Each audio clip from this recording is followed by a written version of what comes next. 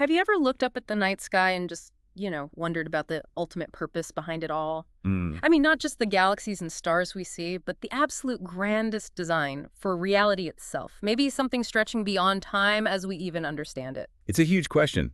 Gets right to the core of existence, really, Yeah. probing the very architecture of the cosmos. Exactly. And today, we're plunging into some really deep territory. We're exploring these pretty profound concepts drawn from the Urantia book, specifically papers 105 and 106. Right. We've pulled together insights from, well, chapter summary, some detailed notes, and even an audio walkthrough of these ideas. Yeah, and our mission, if you like, in this deep dive is to take these complex blueprints, Hmm. Deity's structure, the cosmic levels, these unique transcendental beings, and the ultimate destiny mapped out for personal beings like you, and really unpack them. Unpack them, yeah. We want to sift through all that detail, find the essential nuggets of insight, and make them not just understandable, but hopefully truly meaningful for your own journey. So, buckle up, I guess. We're going on a journey through what these sources call the architecture of cosmic reality. Hmm. It outlines this incredibly magnificent, orderly plan that doesn't just govern universal evolution, but it's deeply connected to your own spiritual growth, your potential. So where do we start? Let's start right at the top, the big picture structure. Okay, well, what the sources lay out is this highly sophisticated framework for understanding divine reality. It's often referred to as the Trinity of Trinities. Trinity of Trinities. Yeah, think of it like multiple layers or maybe dimensions of deity expression and integration. It encompasses everything that exists or, could exist across infinite potential. Wow. Yeah. Okay. And the most encompassing of these layers, Yeah. the third and highest level they talk about, it's described as integrating, like everything, right? Everything. Physical universe, spiritual realms, all experiential realities, they all kind of converge there.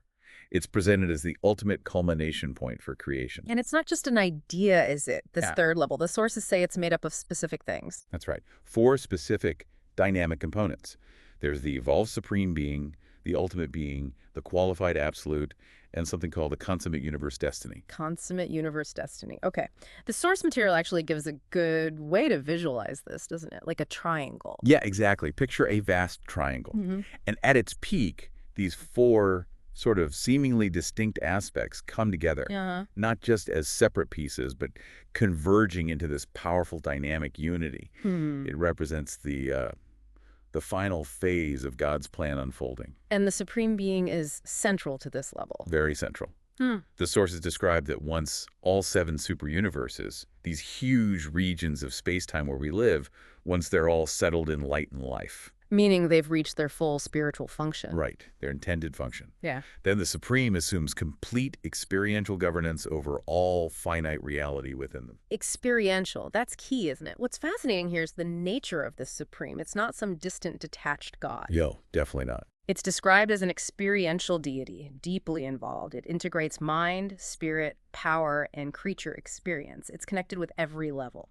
And this ultimate integration of all these elements within that Trinity of Trinities framework that's presented as the universe's grand destiny. The Supreme brings together like the universal mind circuit, the spirit circuit from the Son, the personality circuit of the Father. It's the convergence point. It really is. For all divine influence accessible to finite beings, anyway. So if we boil this down, the core insight is there's this profound blueprint for cosmic reality. Hmm. And everything in the universe, from the biggest structures right down to your individual life, it's all woven into this plan. It's moving towards a destiny of complete divine unity and purpose. Yeah, your existence isn't random. It's actually an integral part of this magnificent convergence. That's the idea. Okay, let's follow that thread even further because Right. the sources get into some really mind-bending theoretical possibilities. Things universe philosophers ponder, even if they seem, pretty remote from where we are now. Right, like the potential union of the supreme, the ultimate, and the absolute beings. Whoa. Yeah, the speculation is that this could lead to a kind of functional reassembly of those aspects of infinity that were originally sort of segmented or expressed in distinct ways by the I Am. The I Am, the universal father, in his absolute undivided nature. Correct. Okay, and here's where it gets incredibly personal, right? The sources talk about the second level of the Trinity of Trinities achieving unity, Uh-huh. and that this might lead directly to realizing the I am, the absolute Father, as an experiential attainment. Not just believing, but actually experiencing it. Directly experiencing it. And this brings us to perhaps the most, well, awe-inspiring concept for beings like us.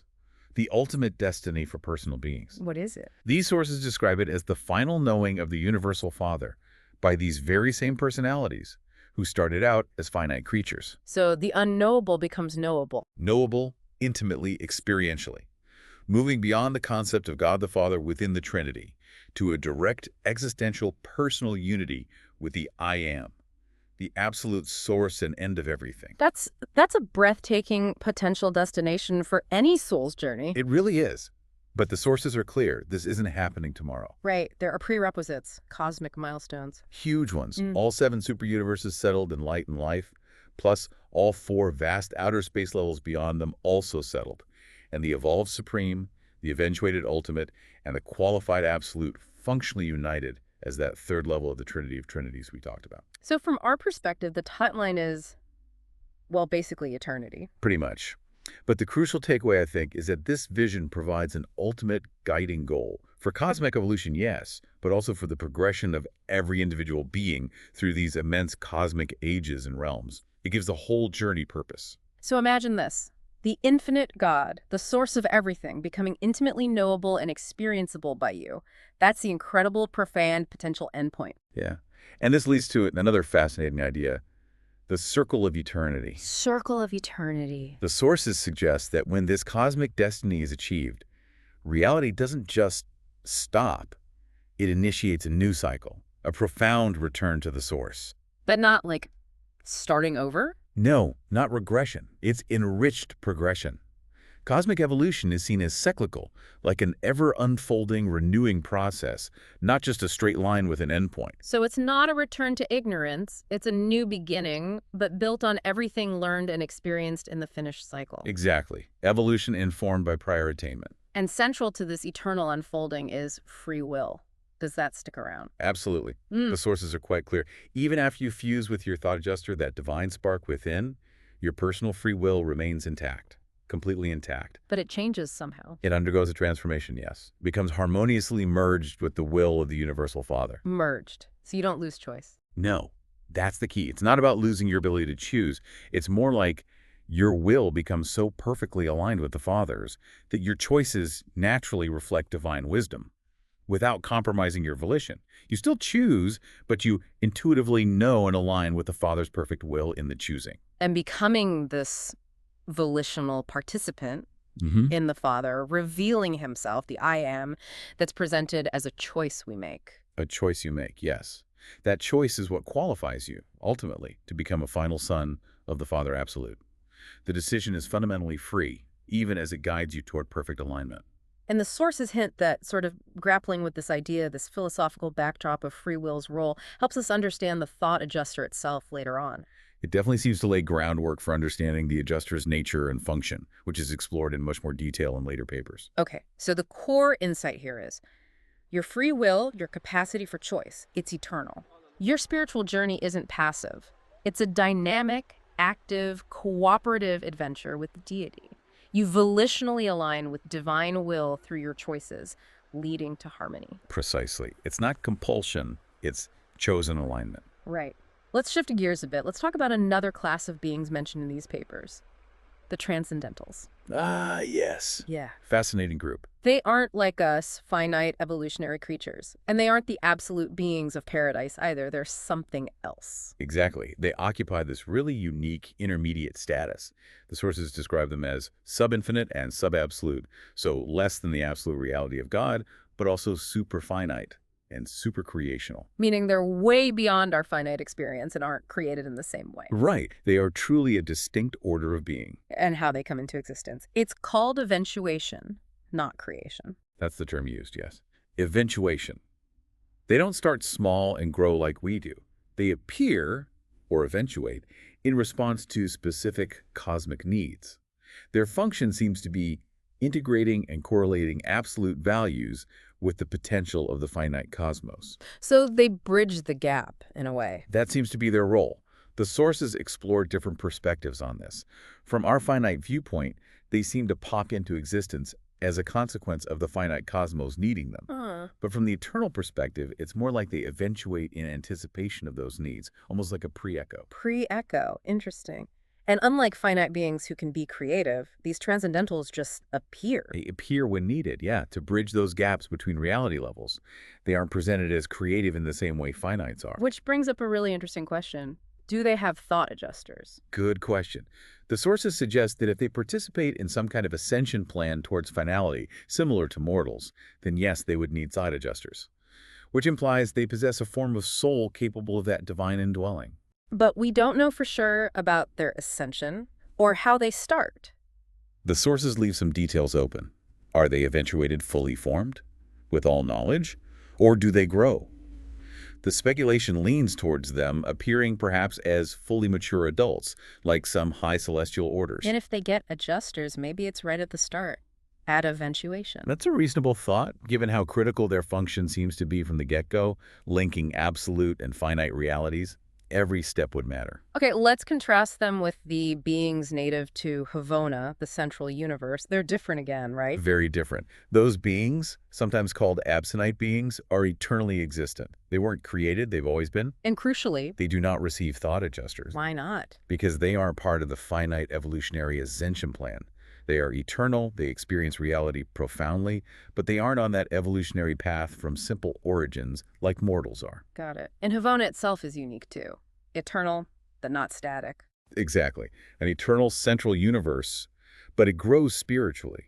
It acts as a kind of buffer zone between absolute paradise and the evolving finite creations. So Havona shows the need for bridging realities, but it's not transcendental itself. Correct. Havona itself isn't transcendental, but beings who journey through Havona, whether they are transcendentals or ascending mortals like us, eventually they undergo preparation for paradise there. It sort of mirrors the Morontia transformation we go through after death. And the super universes, the outer space levels, that's the arena where all these interactions happen. Finite, transcendental, absolute. It's the vast stage, yes, where all these complex interactions play out. So the big insight here is just the sheer diversity of life, isn't it? The universe isn't just humans and angels. Not even close. It's teeming with incredibly diverse orders of beings, each with a unique origin, nature, purpose. It really hints at a cosmos far more varied, complex, and richly populated than we can easily grasp. It definitely challenges our assumptions about what life or being even means.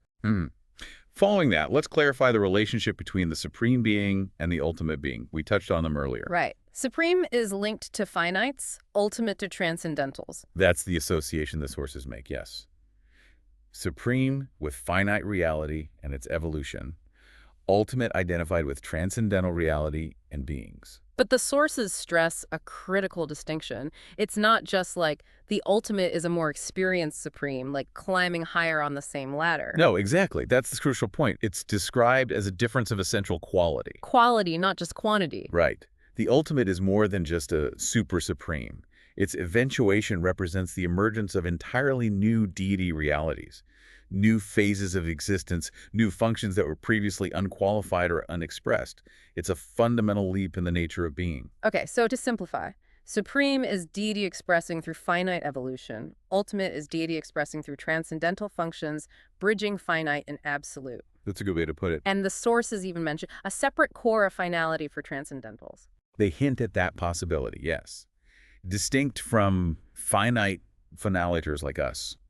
These transcendental finaliters might serve out in those four vast outer space levels, maybe preparing them for whatever comes next out there. So the takeaway is, cosmic progress isn't just more of the same. It involves fundamental shifts, qualitative transformations, the emergence of entirely new orders of reality, even new ways deity expresses itself. It's a universe that constantly surprises with its capacity for newness, for new being. Okay, so for this incredible, multi-layered cosmic setup, finite, transcendental, absolute levels, the whole cosmic stage for it to work, It needs coordination, right? meticulous coordination, yes. You can't have all these levels and beings operating without some kind of unifying structure. And the sources name names, basically. Key divine agencies doing this. They do. The architects of the master universe are described as functionally unifying all these manifold realities across all the different levels. They ensure the overarching divine plan unfolds in an orderly way. Architects of the master universe. And then there are the seven master spirits. Right. They provide a relative unification of realities. They serve as supreme coordinators of the divinity associated with what's called God the Sevenfold. God the Sevenfold. Okay, what's that? It's a concept representing how the personality and divinity of the universal Father is revealed to creatures across the whole spectrum of existence. So not just to us mortals. No, from beings of maximum status, like Havona natives, right down to sub-maximum status beings like us evolutionary mortals. God the Sevenfold encompasses multiple relational aspects and all the cosmic functions involved in administering the universe, not just spiritual ministry. Wow. So cosmic governance is incredibly complex, multi-layered, countless divine personalities and agencies working together. In perfect harmony, according to the sources. And what's powerful is that this dynamic coordination happens alongside creaturely free will. The divine plan unfolds not through rigid control, but through the free choices of all these diverse beings. So the key insight for you, the listener, is that the universe isn't chaotic. It's not a free-for-all. Nor is it governed by just one single entity doing everything. Right. There's this immense, intricate structure, coordination guided by diverse, intelligent, divine personalities, all ensuring things unfold according to a grand, dynamic, and ultimately benevolent plan.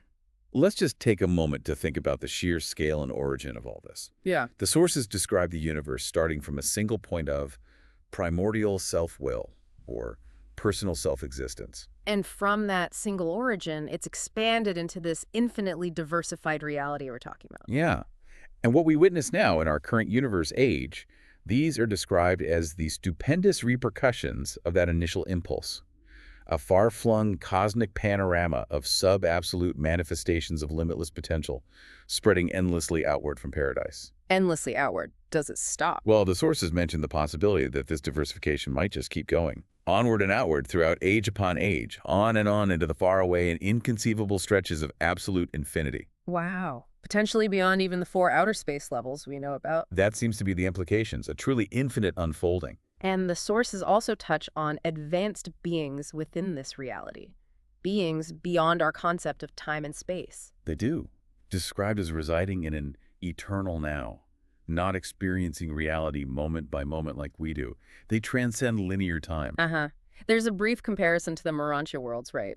Where time still exists, but maybe doesn't constrain experience the same way. Exactly. A hint of how temporal perception might evolve. So the powerful idea here is the universe isn't static. It's not contained. It's dynamic, endlessly unfolding, with infinite potential for discovery. And your eternal journey is part of this vast, continuing exploration, pushing your own boundaries, eventually transcending human limits of time and space. Now, this is important for anyone listening who might be facing significant challenges right now. Physical limitations, cognitive struggles, maybe other really hard difficulties. These sources offer some profound hope and reassurance. It connects directly to this eternal journey. Absolutely. The spiritual growth, the knowledge you acquire, the wisdom you gain through experience, Yeah. none of that is lost. It's not limited by mortal constraints.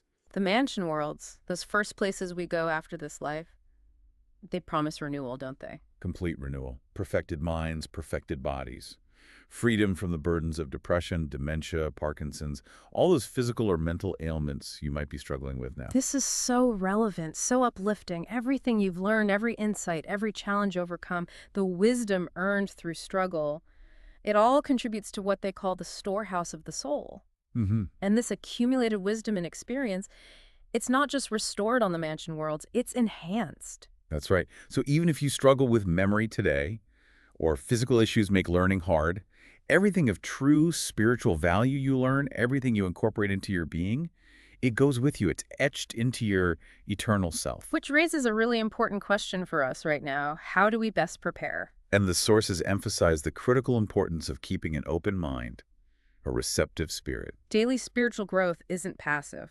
No, it's active. It requires continuous learning, an openness to new, sometimes challenging understanding. These vast cosmic realities we've been talking about, they demand intellectual humility, a spiritual receptivity that lets you embrace truths that might really stretch your current thinking. You can spend your life studying these things. Right. And even if you can't recall every detail tomorrow in your mortal brain, the value of that effort, that seeking, it's stored permanently in your soul. That's the promise. So the core takeaway here is incredibly reassuring. Your efforts today, your learning, your seeking, your spiritual growth, even when it's hard, none of it is wasted. Not at all. It's building your eternal storehouse. It's preparing you for a journey of endless discovery, renewed capacity, profound understanding way beyond mortal limits. So keep learning, keep seeking, keep your mind open. Mm. So let's try and briefly recap this immense journey we're taking today. We started by exploring that ultimate integration of reality within the Trinity of Trinities framework. Wow, right.